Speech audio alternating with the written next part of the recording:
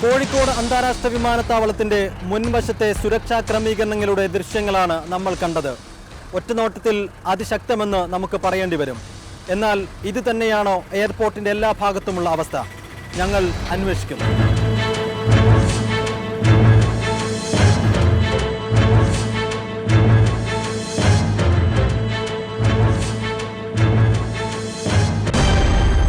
നാല് കിലോമീറ്ററോളം ചുറ്റി സഞ്ചരിച്ച് ഞങ്ങൾ വിമാനത്താവളത്തിന്റെ പിറകുവശത്തെത്തി. വിമാനത്താവളത്തിന്റെ നേർ എതിർവശത്തെത്തിയ ഞങ്ങൾ കണ്ട ആദ്യ കാഴ്ച ഇതായിരുന്നു. കഷ്ടിച്ച് ഒരാളുടെ മാത്രം ഉയരമുള്ള മതിലിന് മുകളിലെ കമ്പിവേലിക്കിടയിലൂടെ രണ്ടാളുകൾക്ക് എളുപ്പത്തിൽ അകത്തേക്ക് കടക്കാം. മതിൽ ചാടിക്കടന്നാൽ പിന്നെ കഷ്ടിച്ച് 100 മീറ്റർ നടന്നാൽ റൺവേ ആയി. അല്പം കൂടി മുന്നോട്ട് നടന്നാൽ ടെർമിനലും. ഈ പ്രദേശത്തോ അതിന്റെ 500 മീറ്റർ പരിധിയിലോ ഒരു സെക്യൂരിറ്റിക്കാരനെയും ഞങ്ങൾ കണ്ടില്ല. അവിടെ നിന്നും അല്പം താഴേക്കിറങ്ങിയപ്പോൾ കണ്ട കാഴ്ചകളും വിഭിന്നമായിരുന്നില്ല.